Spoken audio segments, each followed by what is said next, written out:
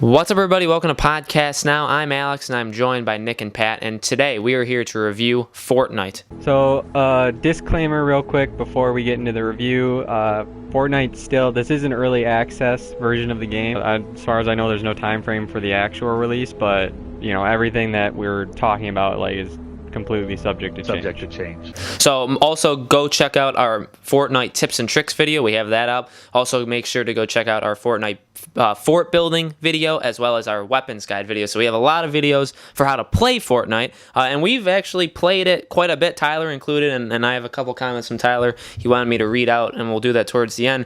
We've all played this game quite a bit, and I think it's fair to say, and we'll each, we'll go one by one and we'll kind of break down the different parts of the game, but we all very much enjoy it. I think this is, at least for me, very good surprise. I did expect it to be fun. I expected it to be good, but I'm really enjoying myself. I think we can all say that it's much deeper than we thought. So let's go one by one in terms of how much you've enjoyed it so far, and in terms of how it has matched up with expectations or has surprised you. Nick, go first. Okay, well, first I want to say my expectations were, I don't want to say low, but I wasn't expecting it to be an amazing game that I could put up there with my top games. I was expecting it to be just, a lot of fun and a lot of fun to have with friends, and, it's exceeded those expectations a little bit. Well, I got the game. I didn't really know a lot about it. You guys were talking about it, but I didn't really pay attention to it. I didn't read any articles on it. It sounded like a generic defense kind of builder game, but it's really a lot more than that. It has a really unique building system that really kind of blows a lot of the stuff that's out right now out of the water. Definitely blows any of the defense games that are on PlayStation out of the water. And we've been playing games like The Forest and other such games like that where you build a lot, and the building system really blows them out of the water too. I mean, it just trumps the market right now. Right. In defensive building, fort building, wave type games. This game does have a lot to it in terms of literally, there's a lot of menus, there's a lot of stuff going on. Again, this is early access, at least the build that we're playing. We got it the 4 days early, so we can only talk about what we've played so far. In terms of how we've seen the game, in terms of how we viewed the game and experienced it so far, do you think it's too much? Do you think it's a little too complicated for people jumping in?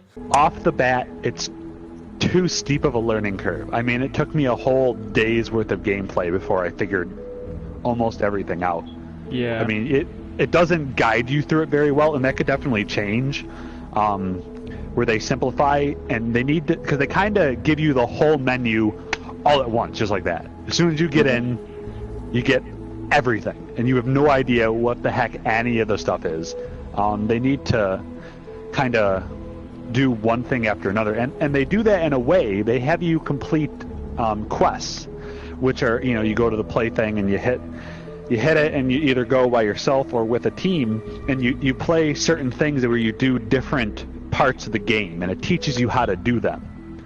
And that's good, but I feel like it needs to block out the menu, and as you go and complete the tutorial, release that stuff.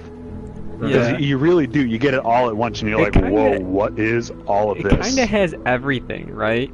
So, yeah. I mean, there's just a quick example, For Honor.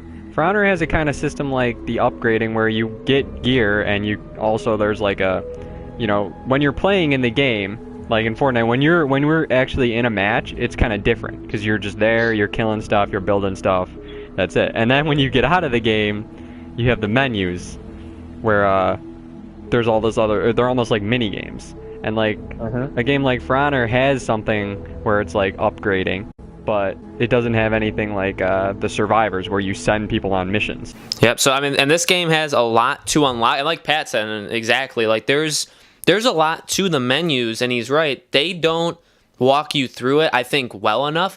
Everything tends to be, in a way, they try, definitely. And they walk you through select parts of it, but then other parts, and it could honestly be because the game is in early access,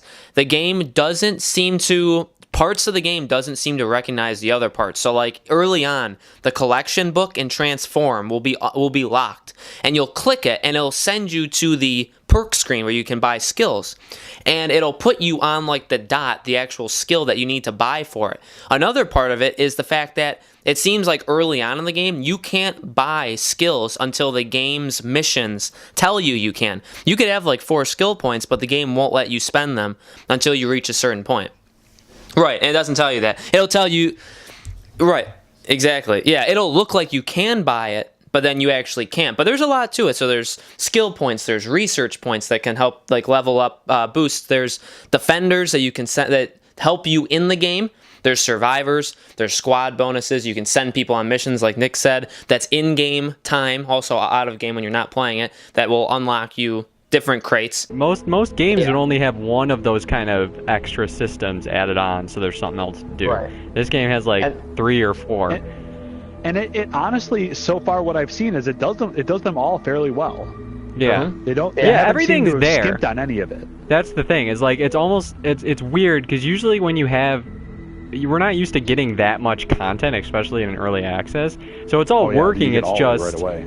It's just the problem is kind of like it is a little too much, and I'm sure eventually it'll get streamlined and they'll probably gut some of it and all that, because I'm sure like, we're not the only ones feeling that way. I'm sure that's it's almost like starting a new job, and the person who's training you, he's like, "All right, welcome to your first day and good luck," and he just leaves. Like it's kind of like, what now? It would be worse if it wasn't There's some for like the sticky notes explaining like, how to like open the register or whatever, but that's like it.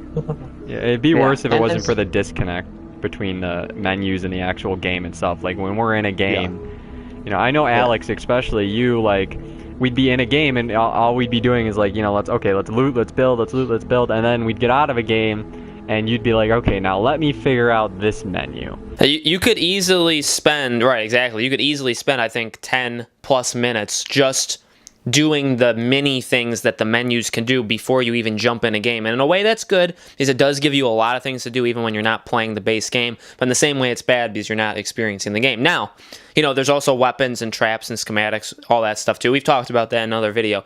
We've talked about overall the game, and we've talked a lot about the menus because that is a big part of it.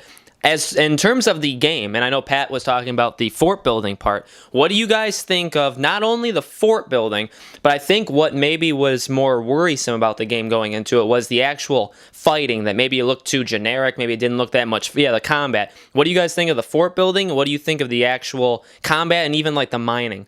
I think it's all simple. Like it doesn't overcomplicate itself. Like some games that have cumbersome building and like fort building and that, it's because you have to do too much to do it. In this, you gather one of 3 materials and then you build what you want to build out of one of those 3 materials, and you put it where you want to put it and it builds itself. And then the combat too, the combat isn't, they didn't try to make it some like really detailed third person combat with like cover and all a bunch of extra stuff. It's just a bunch of bare bones stuff that's coming together, and I think that's a good thing in this case. Yeah, it's kind of exactly as you thought they would be is how they are. So the building, or let's start with the mining and material, and we'll go into the building. So the mining material, you think, okay, I have a pickaxe. Okay, I need to hit that tree to get wood. And that's how it works. Like, that's all it is. Yeah. It's pretty straightforward. The building, you need wood, you need this, you need that. You get those 3 things, you can build that, and it self-builds. All you do is place it, and it'll build itself. So that's pretty straightforward. I mean, exactly how you think that it would work is how it works. That's pretty easy to pick up on. There's a lot of examples of that in games out today, computer games and whatnot, and it really does work well, and it's easy to pick up on and fun. It's not cumbersome. Yeah, because I think when, like, apparently, I actually didn't know this, because I thought this game was announced for the first time at, 2 or 3 E3s ago?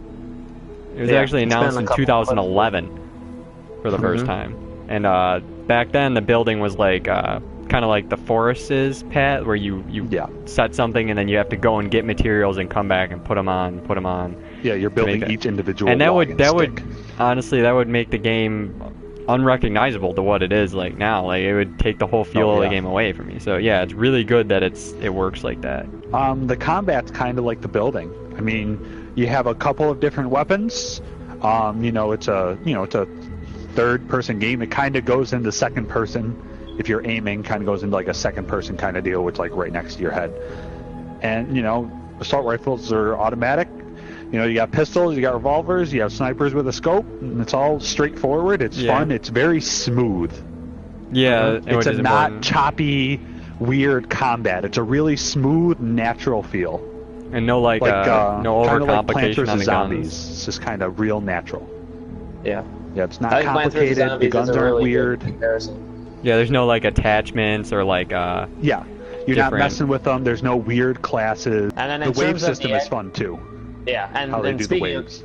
Right, and speaking of the waves, and that's really the final part, and obviously what this game is built upon of its biggest grab, really. When the waves start coming, and as you start getting up in these levels, and you start really facing higher level enemies, and you don't know where they're going to come from, this game really, really shines, because ultimately that is what you're building up to. You're trying to get the materials to craft guns, you're getting materials to craft a actual fort, you're getting defenders so you can place them to, like, everything really comes down to protecting the Atlas, protecting the weather balloon, whatever. But when the zombies start coming and you lay traps and you have your own design and you're like, okay, well, hopefully we can put them along here, or this wall can hit them into the, off the map or whatever, the game gets extremely fun, and personally that's my favorite part of it, and that's why I love the game. So what do you guys think of the actual wave combat and how that plays out with fort building?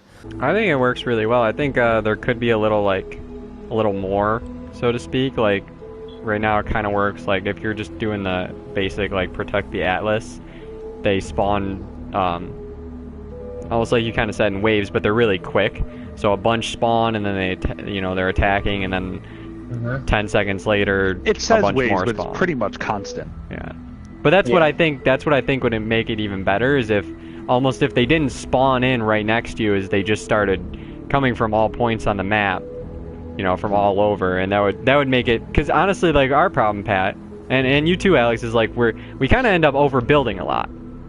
Yeah, it's real easy to overbuild. A, because it's fun, and B, because you feel like you need it, even if you don't. It's easy to just keep adding a little more on, all that. Yeah. So I feel like honestly, I'm not sure how it gets at the higher levels. I'm sure it gets, it seems like there's a really high end game level to this game. So I'm sure it gets pretty crazy up there. But so I like the combat wave system. You start whatever you're doing, and it's pretty much a continuous wave. And the enemies work really well with the wall system, the wall and floor system. They take the path of least resistance. They attack walls. If they can go around a wall, they will. They work really well. They're not glitchy. Like you won't find one random one attacking a wall super far away. They go to you. They go to the base. You can kind of funnel them in a little bit with the traps.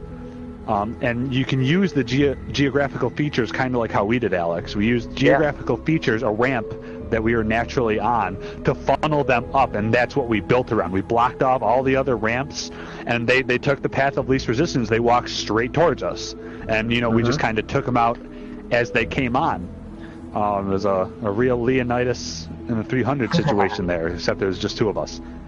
And they work really well. They destroy walls. If they don't have to destroy a wall, they won't. They'll go for you instead of working on destroying the wall. They work really well with the traps. If a trap goes off, they get hit by it. There's no glitchiness there. They don't power through the traps. The traps kill them. The traps help you quite a bit, and it all seems very well polished, and it's just fun because it's not glitchy. It's like in the forest, we're having a problem with traps, like they weren't getting killed by traps. So why build traps? And this is an early access, just like the forest, and this did it launch day where the traps work. So it all works really well. The team can really be congratulated on it. And Tyler echoes a lot of these statements. He thinks it's really fun. He obviously, just like us, the menus are a little too much to it, but Tyler really enjoyed the game as well. Okay, the last thing that I want to address really quick is the servers for the game. So we've all endured pretty crazy day one launches for early access games, and even non-early access games like AAA games. This has been it's been surprisingly smooth. for me. No, it's been good for the most part. I mean, well, they went down today, but Yeah.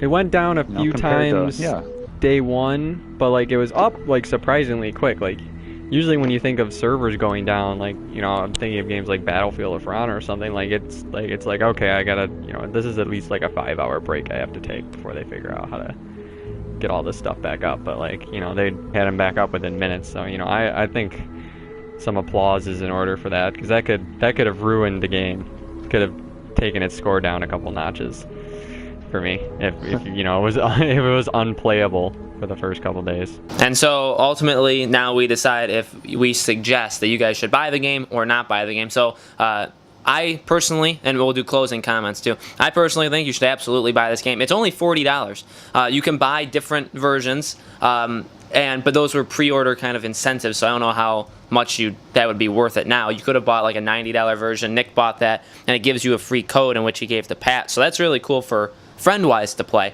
But it's only $40. It's not an expensive game, and there is a lot here. Don't be fooled by $40. This is a full, big game that you could, even though I personally won't, you could play for a very, very long time. I personally say you should definitely buy this game. What do you guys think? I definitely think you should. I mean, it's a game that you know, I like to play now, and so far I haven't really felt the need to like slow down on playing it yet, and it's early access, so there's going to be plenty of times where there's probably a big new update that's going to bring you back to it. Yeah, I got the game for free. Like Alex said, I got Nick's code, and I mean, I was on the fence about getting it, but I mean, now that I've played it, I mean, I would if the code ran out today, for some reason, like it was a temporary thing, I would definitely buy it immediately. So we want to know what you guys thought of Fortnite so far. If you've played it or if you're going to play it, let us know in the comments below what you think of the game so far. Make sure to go check out our other videos. Again, we have a tips and tricks. We have 2 guides, one for fort building and one for weapons. So a lot of how to play the game. We've talked a lot about that in different videos. So make sure to go watch those. Make sure to subscribe to our YouTube channel, Podcast Now, like and share this video, and we will see you guys on the next review.